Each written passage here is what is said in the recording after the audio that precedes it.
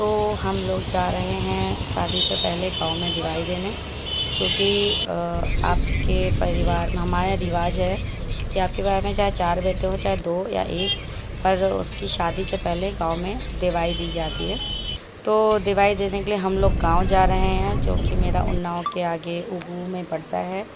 तो हम लोग गांव में पहुंच गए हैं। वहां पर एक मंदिर में पूजा होती है, जिसके बाद ही शादी संपन्न होती है।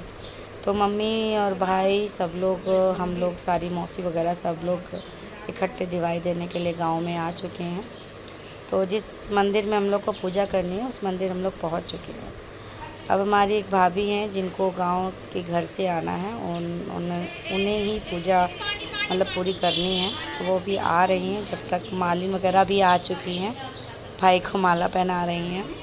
सबको खैर उन्होंने माला पहनाई। ये मेरी मौसी हैं जो पूजा कर रही हैं। छोटे छोटे जो देवी देवताएं हैं, भगवान हैं, उनको सबको जल वल चढ़ा रही है।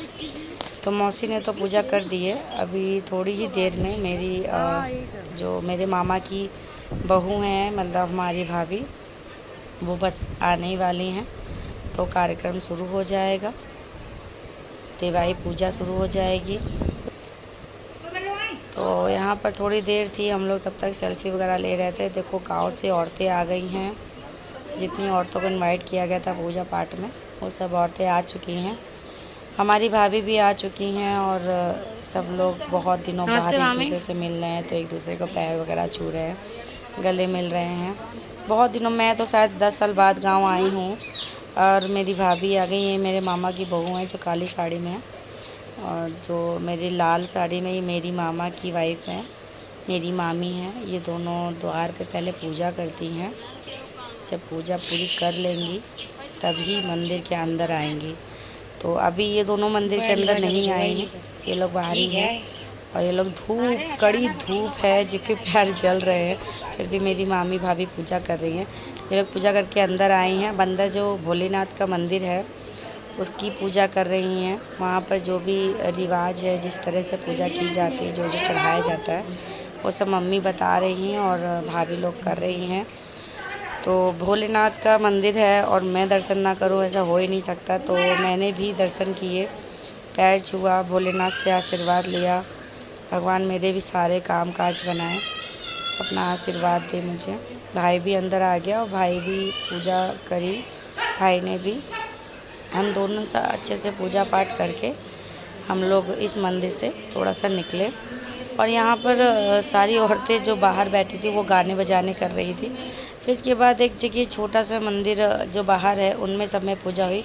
यहाँ पर कोई जो नाव होता है वो भाई की बाल से एक छोटा सा बाल काटता है, मतलब कहते नहीं झुटैया काटी जाती है, ऐसे कुछ बोला जाता है। तो उतना ही काटेगा। तो उसके लिए सारी औरतें निछावर वगैरह करती हैं। निछावर करने के बाद ही जो नाव होता है वो भाई के बाल को छूता है, काटता है। तो निछावर सबने कर दी है।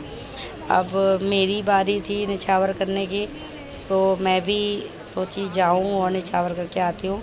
तभी वो नाव शुरू करने वाला था, तो मैं भी चली गई हूँ, निछावर किया है भाई को। अब नाव ने अपना काम स्टार्ट कर दिया। बट बहुत धूप थी, बहुत तेज़ पैर जल रहे थे इतनी, मगर मैं जल्दी जल्दी करके सीधे छाई में आ गई और कुछ लोग धूप में खड़े रहे।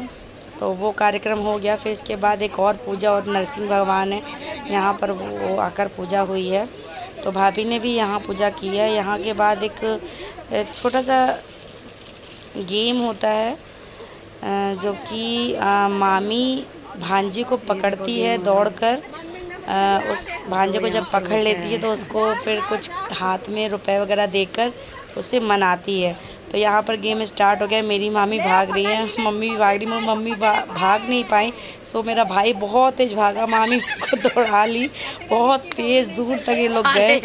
खैर मामी ने फिर पकड़ ही लिया मेरे भाई को, पकड़ के लिवाला ही वापस लाकर उसके हाथों में कुछ रुपए थमाए और उसके पैर छुए।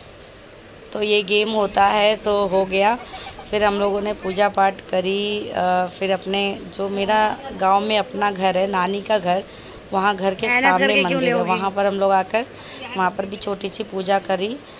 तो वहाँ पर तक सारी औरतें वापस आई, हम लोगों ने पूजा पाठ की। और पूजा पाठ करने के बाद हमारी मामी के घर में हम लोग जा रहे हैं। ये है मेरा बहुत पुराना, पता नहीं कितने सालों के, मुझे नहीं पता, ये मेरी बड़े मामा का घर है। और उसके बगल में जो आप देख रहे हो उसके बगल में छोटी मामी का घर है। तो बड़ी मामी के घर हम लोग आ गए हैं। भाभी ने सबको चाय नाश्ता कोल्ड ड्रिंक वगैरह वगैरह सब पिलाया खिलाया। तो अब मुझे मेरा मन हुआ कि मैं अपनी नानी का कमरा देखूं, नानी का। तो मैं छोटी मामी से रिक्वेस्ट करी हूँ कि अपना वो नानी का घर खोल के दिखाए। तो ये देखो नानी का घर है, जो कि थोड़ा सा पुराना और हो गया क्योंकि साफ़ सफाई हो नहीं रही। मामी यहाँ नहीं रहती, अब मामी थोड़ा कानपुर रहने लगी हैं। तो ये जो आप कमरा देख रहे हो जिसमें पर्दा है, ये है मेरी नानी का कमरा जिसमें मेरी नानी रहती थी और हम लोग छोटे में आया जाया करते थे। ये नानी का कमरा है। इसी कमरे में मम्मी, हम, नानी, सब लोग, मौसी वौसी गर्मियों की छुट्टियों में आकर यहाँ पर समय बिताया करते थे। बहुत मज़ा आती थी। खैर अब मेरी नानी नहीं है, मगर उनका कमरा देख के मुझे बहुत अच्छा लगा, पुरानी यादें ताज़ा हो गई। नानी कमरा देखने के बाद मैं मामी के कमरे में गई। जस्ट बगल में मामी का कमरा था, उनका भी कमरा ऐसे ही था, कोई रहता नहीं है, तो अब ऐसे ही सब कुछ भरा हुआ है। सब भरा तो है। मामी का कमरा भी ठीक ही ठाक था। कमी है। फिर हम लोगों ने नानी के कमरे मामी कमरे को देखने के बाद बाहर निकले, देखा कि सब काली काली सा है। जैसे मामी रहती हैं तो घर की लिपाई पुताई सब होती रहती है तो सुंदर बना रहता है। तो नानी का घर देख लिया। अब हम लोग बाहर निकल रहे हैं, घर जाने वाले हैं। फिर बीच में भाभी का गांव पड़ा, तो वहाँ कटहल के पेड़ देखिए कितने बड़े बड़े कटहल, जो भैया बनाने लायक होते हैं। तो वहाँ से हम लोग 2-3 कटहल लिए भाभी के गांव से, भैया ने, जो कि उसके भाई ने तोड़ के दिए। तो कटहल लेके घर में आके हम लोगों ने पकौड़े वगैरह बनाए। तो बस दिवाली पूजा हो गई, अब हम लोग घर जा रहे हैं अपने। सो बाय बाय गाइस, ये थी हमारी दिवाली पूजा।